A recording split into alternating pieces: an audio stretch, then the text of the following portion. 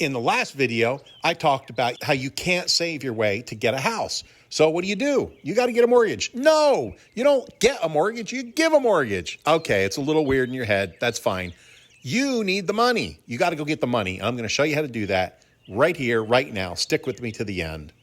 So you have to borrow money, and you're going to make a promise. You're going to make a promise to whoever you're borrowing from. It could be a relative, a private lender, or typically a bank. Or, like in my example here, the USDA. You promise to pay it back. So we hear about it all the time. Hey, honey, I'm going to the bank to get a mortgage. No, you're not going to the bank to get a mortgage. You're going to the bank to get money. They are giving you money, and you are giving them a mortgage. Does that make sense? You're not getting a mortgage, you're giving a mortgage. So you got the deed of the house, we covered that at the last video, and then you've got the mortgage, which is a lien. It's leaning up against the house. It's kind of corny, it's not spelled the same and all that other stuff, right? But you get the idea. It's a lien, L-I-E-N, up against the house, and that's the mortgage. But the note is the promise.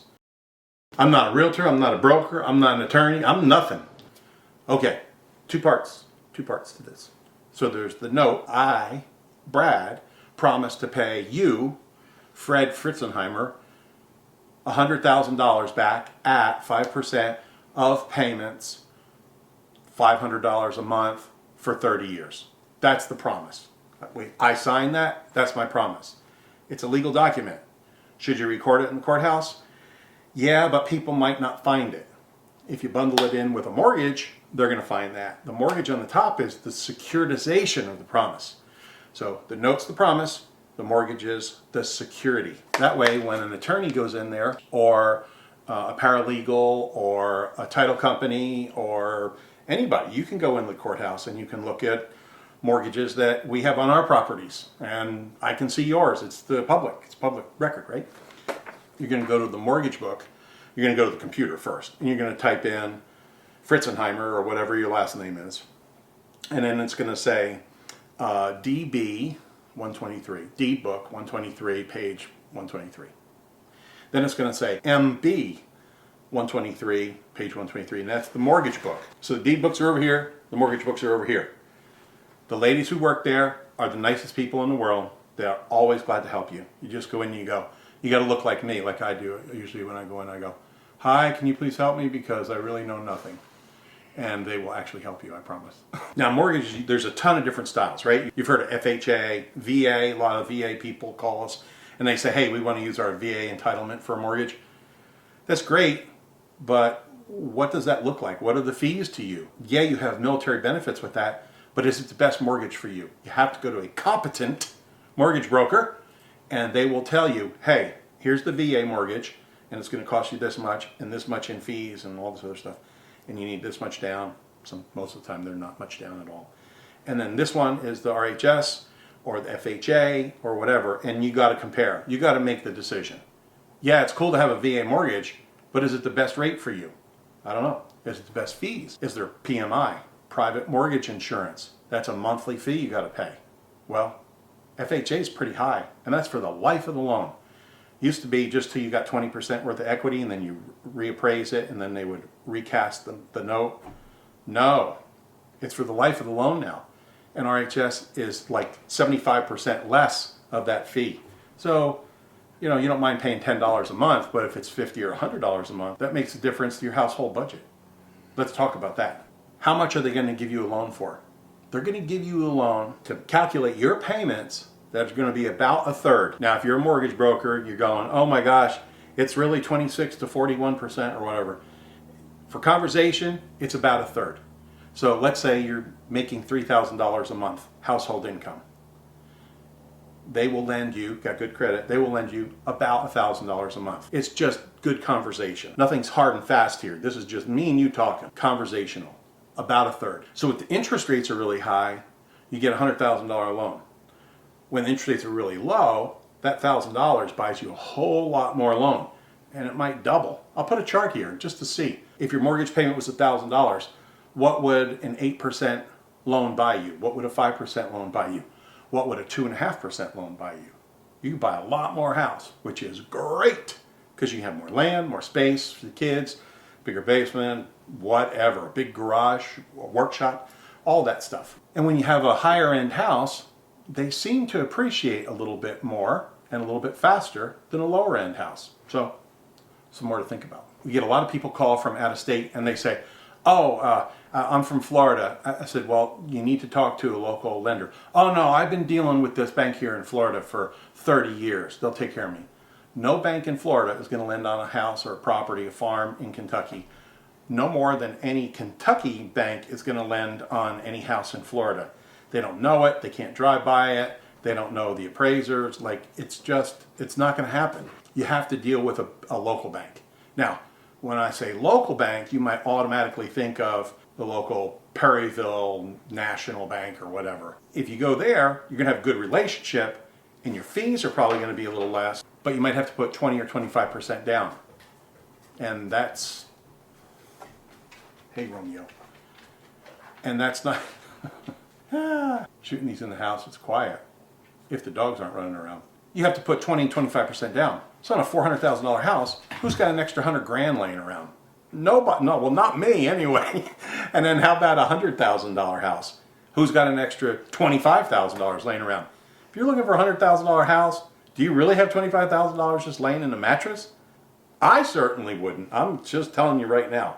I try to get a loan for as much as I can. I'll reserve my cash for doing other stuff, like, fixing it up, in case I need new tires on the car or something like that. You gotta have some reserves. That's when you get in trouble, when you're like too choked. All right, so is a rural housing loan, USDA loan, RHS, RD, is that available anywhere? No. Here's the chart, look at the state. I think your mind will be blown at 90% of the state it qualifies. Your state's the same thing. Don't give me any kind of economy BS about it. You look up USDA state eligibility map and it's going to be the same thing. Arizona's this big? No in Phoenix, no in Scottsdale, and I'm just making this up. I didn't look at the map, but I will put the Arizona one in here just for giggles. So, and there's all details which a competent mortgage broker can help you with. Must be a rural area with population less than 35,000. Okay, does that mean a town, or it goes by zip code? So I don't really know if it's like by area, by county, by town or whatever, or by zip code, but it goes by zip code. When you look for the eligibility in there, you have to put in your zip code and then it says, oh sure, no problem. Then it says must be approximately 2,000 square feet or less. So it must or it approximately can be. Typical government BS, eh? So does that mean 1,800 is okay? So is 2,500 approximate? Is 2,600 approximate? I don't know. But 2,000 square foot house is fine. We lived in one for 30 years. Absolutely wonderful. 4-bedroom, 2-bath. That's all you need. And this is to get you started. Not that USDA loans are just to get you started, but they do have income requirements. In our county, up to a family of 4, $75,000 a year income. That's not bad. I mean, 75 grand's a lot of money. Not if you live in California, I understand. Not if you live in New Jersey, Massachusetts, all that stuff. But in the rest of the country, 75 grand ain't too bad. So it covers pretty much everybody, unless you're a doctor, and then you get a doctor loan. They really have such thing. A doctor loan, yes. You move to town, you've got no practice, you've got nothing, but you're a doctor. Hopefully you got good credit. They'll find out pretty quick. But the other thing is, you're pretty regimented if you went through all that school. So are you a saver? Because on the mortgage application, it's going to list all your assets. Do you have any cash? Do you have any bank accounts? Do you have furniture? All that kind of stuff. If you got 15 cars and the car payments are more than your income, they're probably not going to give you a loan. So that's called debt to income ratio, DTI, debt to income ratio. Your debt, your monthly debt against your income. It's pretty simple, right? One of the stipulations also, because it's the government, it's goofy stuff. No in-ground pool. So an above-ground pool is okay. Yes. Okay. Whatever. And here's the funniest one. Now you think the pool thing's funny? I think the pool thing's funny, I guess. Here's the funniest one. The property, I'm reading this off the USDA site. The property cannot be designed for income-producing activities. If I'm lending somebody a couple $100,000, I want them to produce all the income they can. So we've actually had that come up where it's a little barn in the back, and there's like 3 stalls. And they say, well, you could have income there by leasing it out to other horse owners. But isn't that what you want? Don't you want people to have income? Anyway, I don't know what the basis is for it, but government. It's just government. Their standard homes have a 30-year term. They even have a 33-year and a 38-year program for a direct loan. I read it 15 times. I don't even know what it means, but you can go down there and look at it. It's called the 502 direct loan. The mortgage broker could maybe explain it to you better than I can. I don't understand the difference, but it's not going to change your payments too much. Then you have to pay for like an extra 8 years. I'd rather not. Now, if I was 18, I wouldn't care, but but at my age, I don't know. I definitely don't have 38 more years. Manufactured homes, to all you naysayers out there, manufactured homes have a maximum of 30 years. You need a special foundation, and cinder blocks, it is not. So we can talk about that. That's a whole nother video. But anyway, manufactured homes are okay because they're built to HUD standards, just like this house is. Another big deal with the USDA loan is you can roll in your closing costs. This is what closing costs look like here in this screenshot. And you can actually roll that in there. And you could literally have a 100% loan with up to, I think, 4% closing costs. So 104% loan. So you borrow $100,000 for a $100,000 house, but your mortgage actually turns out to be $104,000. At 2.5%, it's not going to make any difference, but it'll take you a little while to get under 100. So you get your taxes back, and that makes you feel better. Plop it down, you're in good shape. And I mentioned every county is different, but in our county, it's $75,750 today. Can change tomorrow, can change next year. See that? So yes, you can get a loan on rural property. Yes, you can get a loan on a manufactured home. And yes, you can get 100% financing. So all y'all who say you can't in the comments are freaking regular people out. You know something? I could talk to you till I'm blue in the face about mortgages and notes and deeds and places, how they're recorded and all that stuff. I figured, hey, let's just get it from the horse's mouth. I called the county clerk, and she happens to be a friend of mine, and she said, sure, come on. And I just want to give you the right information, and we might as well have the experts show you. So we're going to go in the courthouse. We're going to go in right over there, and we're going into the vault. That's where they keep all the important papers, which makes sense. We're going to find out how all this stuff is recorded, what the details are, and what all this stuff means. We're kind of not debunk all the mystery, but maybe make it a little bit more approachable. Some people feel so intimidated when they go into the vault or to a courthouse or into a closing with attorneys and everything. I always brought our kids into all the closings when they were younger because I didn't want them to ever feel the way I used to feel, so intimidated with attorneys. These guys are going to help us here in this vault, and they're going to show us everything. They're just super helpful, and they'll be super helpful in your town too. County courthouse, do it. Now, let me also start with, a lot of this stuff is online. We're not 100% online yet. Some of the stuff is. You'll find out here that soon they run out of space, so everything's going to be online. Of course, it's a better system. You can search stuff from your house instead of driving all the way out here like I did today. But I got to see the girls again, and hopefully maybe meet a new friend.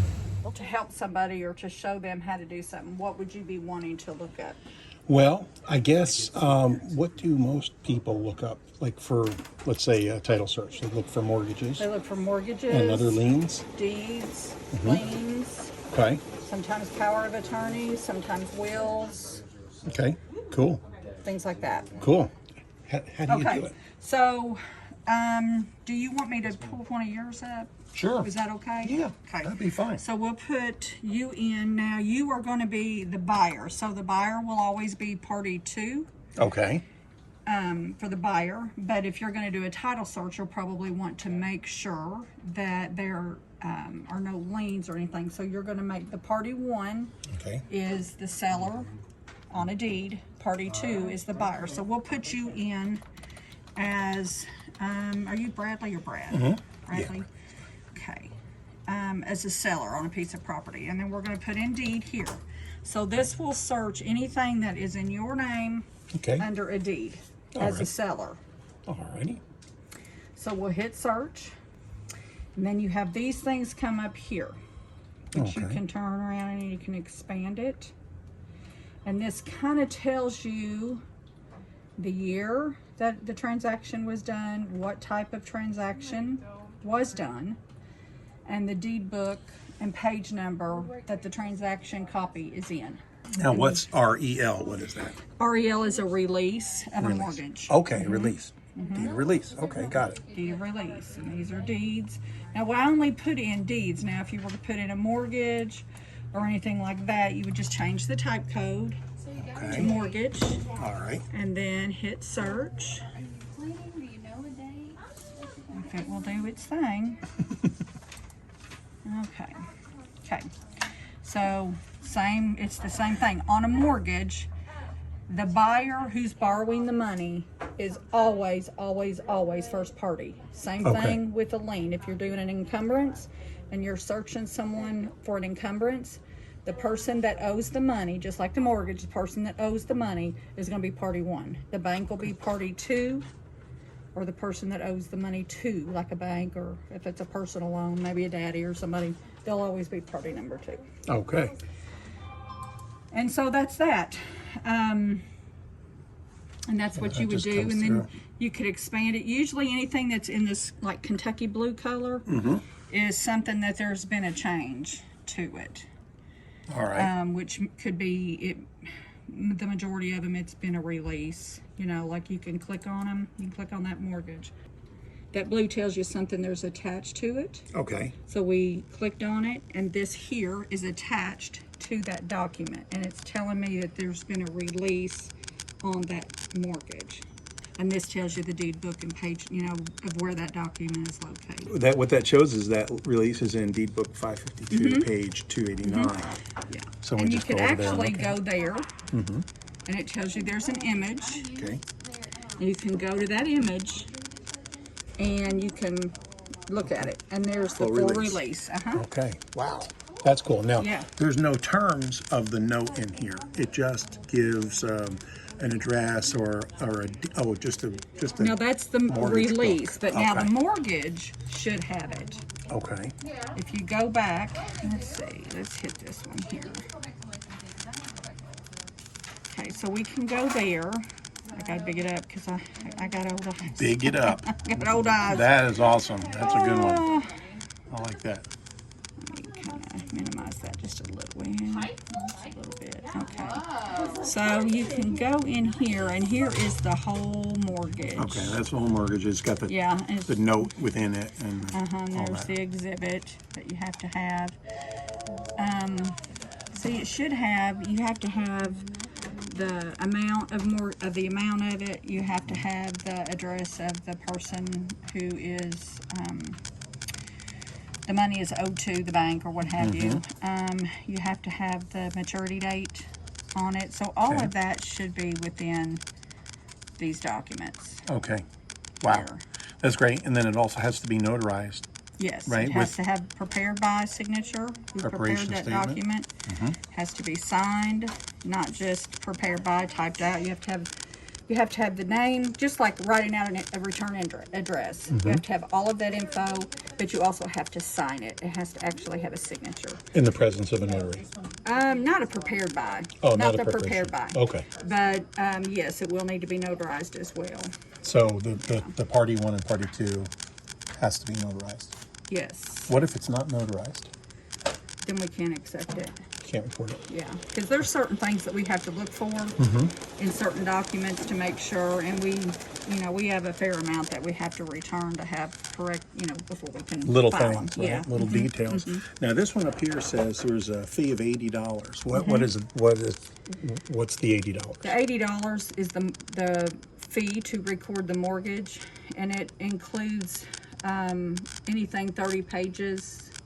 1 page to 30 pages is $80 is the fee. If it's just a straightforward mortgage like at Central Kentucky Federal, or just, where they're not going to sell those off. So that's the fee. It's a straight fee of $80. Now, if you had a MERS, which means it's going to be assigned to another company, and they just sign, they'll assign them and sell them, and they just flip them over to different companies. Those are called MERS, Mortgage Electronic Registration. systems, now those are 126. Okay. Same amount though, 30 pages or less. Anything over that is $3 a page. So that's what that is. I like it. And that gives you the date, the time it was done, you know, processed. Well, that may be when we actually took the money in, but that's the time on it. And it's got your book and page number and the signature of the clerk who did it, and all that good stuff on it. So you put times on there in case another mortgage comes. Yeah, you have to have the time on it Behind it. because if there's a mortgage that comes behind it, or even deeds, make sure they're in the right order. You know, there should be a minute apart between the deed and the mortgage. Should never have a deed and a mortgage, usually with the same time. No, I had Because no you idea have about to have the that. deed. Yeah, you have to have the deed before you can do the mortgage. Yeah. So if so, there's no such thing as a first mortgage and a second mortgage. It just happens to be when it's recorded. Is that right? No, No. you can have a first mortgage and a second mortgage because sometimes they'll subordinate. Like if somebody gets another mortgage, like somebody has a mortgage and then somebody else, the same people come in, they get a second mortgage. And sometimes we get a subordination agreement. First mortgage is here, second is here. The subordination agreement signed, the document that they have, now says instead of this being number one, first mortgage one, and second mortgage number two, which is how it should be, now they're saying this mortgage is subordinate to this one, so mortgage number one becomes now mortgage number two. Okay. Even though the dates or the Yes. times Yes. are different. All right. Oh yeah, there's all kinds of fun stuff in here. it's all pretty neat. Yeah. Great. And is there anything else on here that you wanted to look at? Or Well, since you have this up, let's just go look at one of the. you want to look at the book? Yeah, sure. That'd be fine. 758, page 20. I don't even know if I have. No, I mean, there really. In 2000, we stopped. We were going through so many mortgage books, we had to stop putting them in books because we're running out of room. Run out of room, So we right? don't have a 758, and I didn't think so. But let me just pull one of these. Okay, sure. This will be fine. You can get what you need off of it. All right.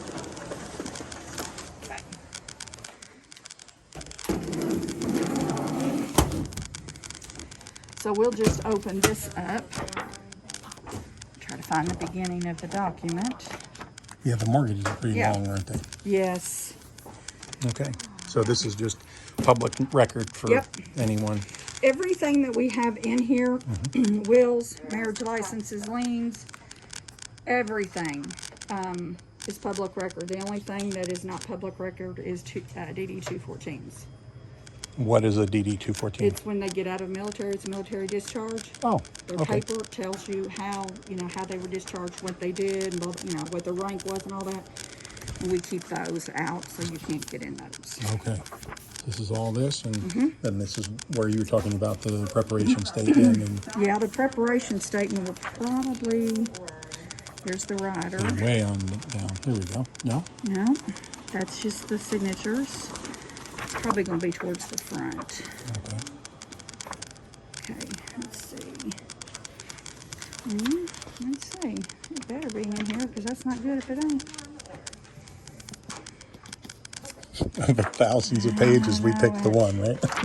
Right. We should have it in here. That's not a good thing. Seriously. We'll edit that part out. No, I mean, I seriously. Okay, wait a minute. So we've got this. That. 305. Signatures there. There's This the notary. instrument prepared by. And There it is, right there. There you go. Oh. Woo, I'm telling you, I was like, no, that's not right. That's not good. We got to find it. So, yeah, see how it's got that, and it's got your name, address, city, state. Yeah. And, of course, that's kind of covering it up. Yeah.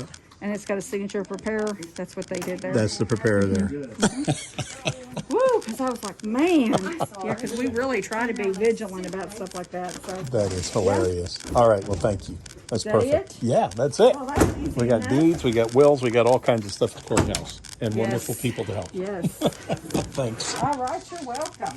So you're finished with this, then. I'll go ahead and... Yes, ma'am. Comment with what you want to see next so I can bring you content that you want. Remember, HOME stands for happiness, ownership, making memories, and equity. Every month you're gaining equity as real estate goes up and as your principal balance goes down. That is one of the curves that's kind of like this, right? How do you do that? Like this maybe, I guess. Anyway, thanks so much for watching. These are fun. I hope I'm giving you some good stuff. Love y'all. Ciao.